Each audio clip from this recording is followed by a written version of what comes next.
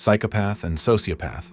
We all use these words, but almost nobody can actually tell them apart.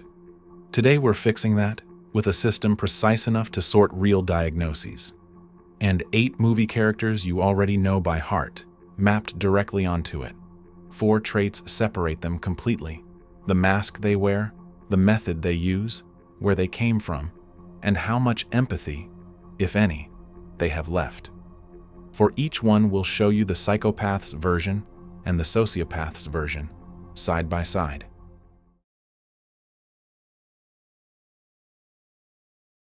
One of these profiles blends in perfectly. The mask never slips, and the people around him never suspect a thing. The other can't hold it together for a single evening. Jobs collapse, relationships combust, and everyone around him sees it coming. Patrick Bateman begins his day by peeling a mask off his face. And Mary Herron makes sure we understand that the real mask goes on afterward. The skincare, the suits, the reservations at Dorsia he can never get. Bateman is Wall Street's most polished man, and the polish is the point. Every routine is a rehearsal for appearing human. Watch the film's most famous confession, a man describing his own shallow affect with clinical precision. There is an idea of a Patrick Bateman, some kind of abstraction, but there is no real me, only an entity, something illusory. And though I can hide my cold gaze, and you can shake my hand and feel flesh gripping yours, and maybe you can even sense our lifestyles are probably comparable, I simply am not there. And here is the film's darkest joke. The mask works too well. Bateman confesses, repeatedly, to his lawyer, to his fiancée, into answering machines. Nobody believes him, because in this world of identical suits and interchangeable business cards, everyone is wearing a mask, and his simply fits better than most. That's Herron's real target, a society so polished it has no way left to recognize a predator in a good suit. Now meet a man who has never successfully hidden anywhere in his life. Francis Begbie throws a pint glass off a balcony into a crowded pub, not at anyone, at everyone, and then wades into the chaos he created, delighted. This is the secondary profile in one image, where Bateman's violence hides behind a mask. Begbie's violence is his face. No career, no romantic interior, no friends by choice. Renton tells us plainly they're stuck with him, the way you're stuck with a hurricane. Begbie doesn't infiltrate society. He ricochets off its walls. And notice the tell, because this is the detail that separates the two profiles in under a minute. Bateman needs you to admire him. Begbie needs you to fear him. Admiration requires a long, patient performance. Fear only requires a broken glass. One of these men can wait, the other one can't. And that inability to wait is the crack in the mask that never closes. Same diagnosis on paper, but one of them you'd hire.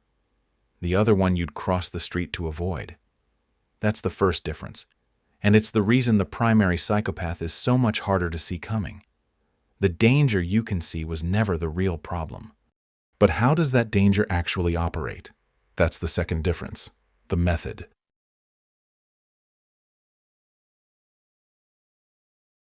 The second difference is how the violence actually arrives.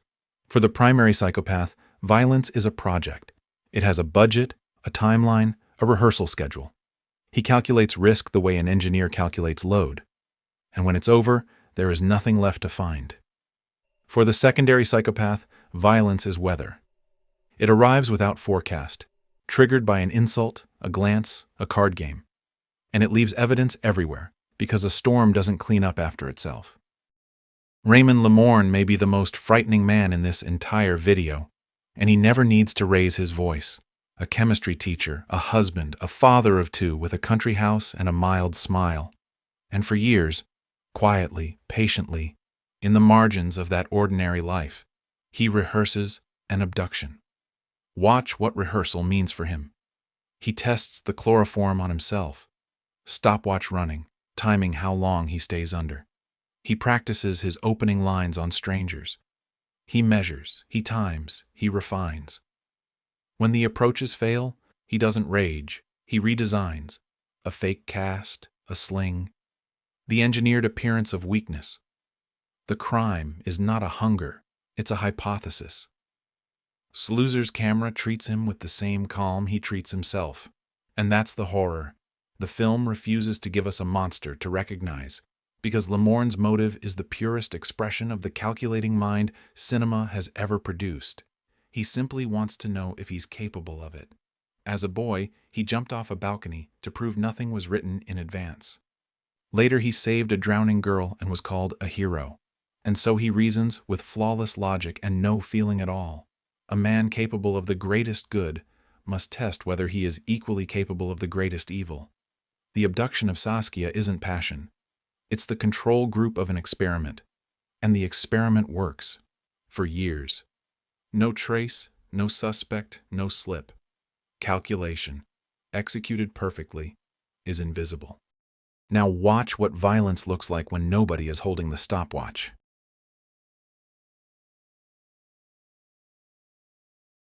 You've now seen how they hide and how they strike. Here is the question underneath both, the one this video opened with. Where do they come from? The research points in two directions. Primary psychopathy travels with biology, differences in the brain circuits that handle fear and empathy, patterns that show up early and run in families. Secondary psychopathy is assembled later, out of trauma, neglect, violence absorbed in childhood, a nervous system trained by an environment that kept attacking it. One caution before we look at the two faces of this difference, because it matters. Biology deals the cards. It doesn't play the hand. Predisposition is not destiny. Keep that in your pocket. Cinema, however, has given us the two purest thought experiments ever filmed. One child who had everything, and one child who had nothing. Lynn Ramsey's film runs the experiment in reverse. Eva spends the entire movie sifting through her memory like a detective at her own crime scene, looking for the moment she made her son. And the film refuses to hand her the evidence. Yes, we see her ambivalence. The pregnancy she didn't celebrate. The jackhammer she stood next to, just to drown out her baby's crying. The film puts her coldness on screen and dares us to convict her. But then it shows us the other ledger. A mother who kept trying. A comfortable home. A doting father. A sister Kevin's opposite in every cell. Raised in the same house by the same hands. And still, the infant who wouldn't bond. The boy who weaponized his own toilet training. The teenager who practiced archery for years with the patience we just saw in Raymond Lamorne. What did I do? That is the question Eva carries through every frame. And the film's horror is that the most honest answer available is possibly nothing. Not a diagnosis, but an absence of explanation. And the search cause becomes her life sentence. Even Kevin can't close the file. In the film's final scene, Eva finally asks him why. And the boy who planned everything answers that he used to think he knew. Now he isn't so sure. Kevin isn't proof that psychopaths are born. He is what the question looks like when a filmmaker refuses to cheat. One honest clause first, because this duel demands it. Aileen Wuornos was a real woman, executed in 2002, with a real clinical file we are not qualified to reopen. What we can examine is the portrait Patty Jenkins painted. And that portrait is cinema's most complete answer to Kevin, because nobody in this film is born anything. The Aileen we meet has been under construction since before she could speak, abused as a child by her father's best friend, and beaten by her father for daring to say it. Turning tricks at 13, the age when Kevin was practicing archery in his suburban backyard. Every institution that was supposed to catch her, family, school, state, steps out of the way in turn. By the time the film begins, she is destitute and suicidal, down to her last $5, planning to be gone as soon as the beer they buy is finished. That is the night she meets Selby. And watch what Jenkins does with the violence. This is the segment's clinical core.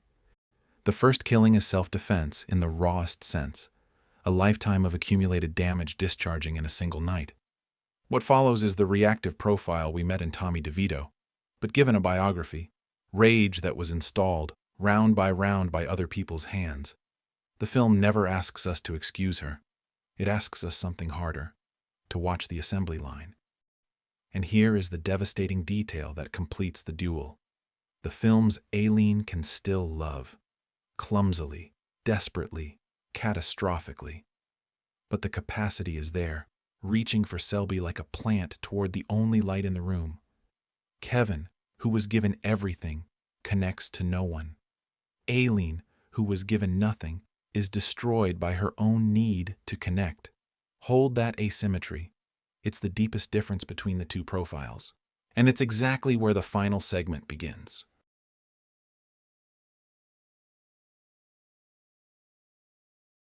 The last difference is the deepest one, and it's the one that decides whether these people can love.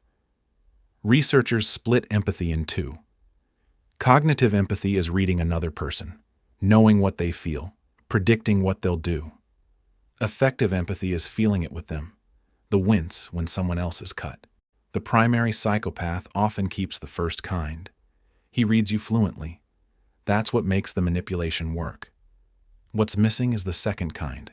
The feeling never arrives, for anyone, ever. The secondary profile is different in one crucial way. The circuitry isn't absent, it's rationed. A small circle of genuine attachment, family, a partner, a friend, and outside that circle, nothing. You saw the first flicker of this in Aileen, reaching for Selby. Now watch both profiles taken to their logical ends. A man in a gas station makes small talk about the weather.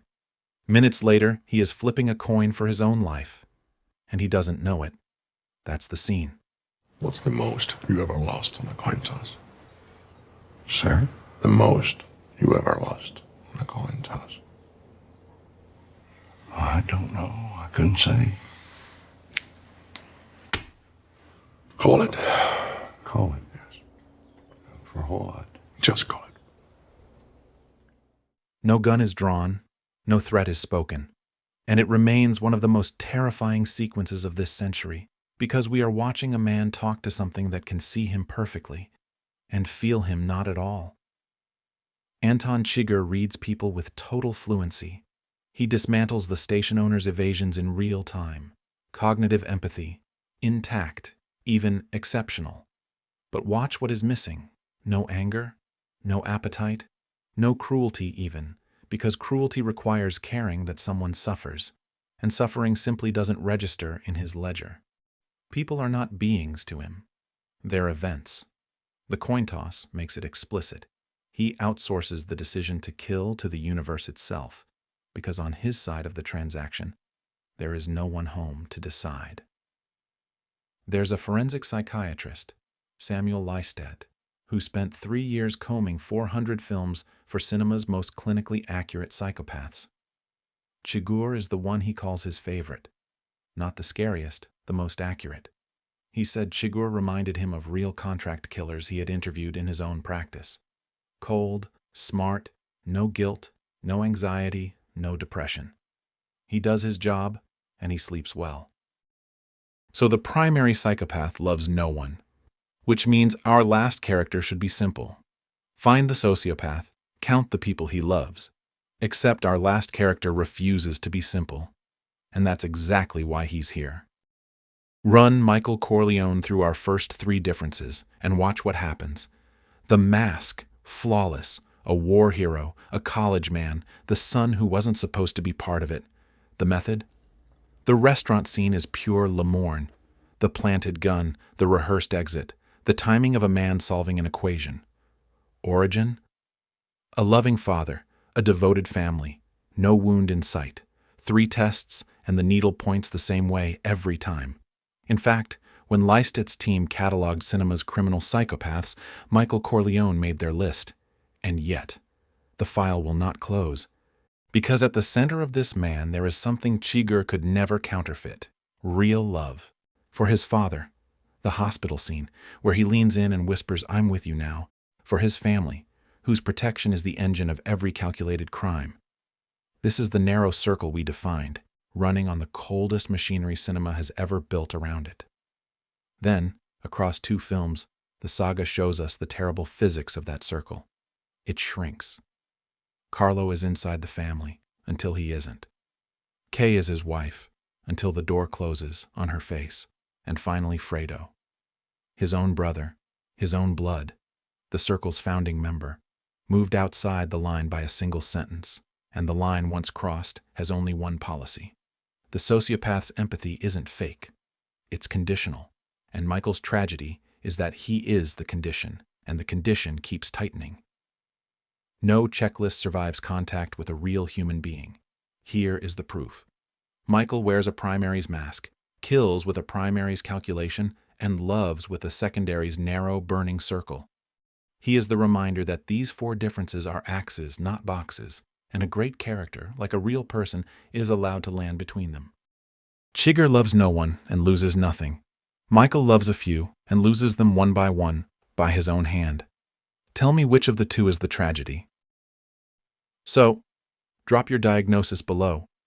Which character did I miss, and which side of the four lines do they fall on? For watching.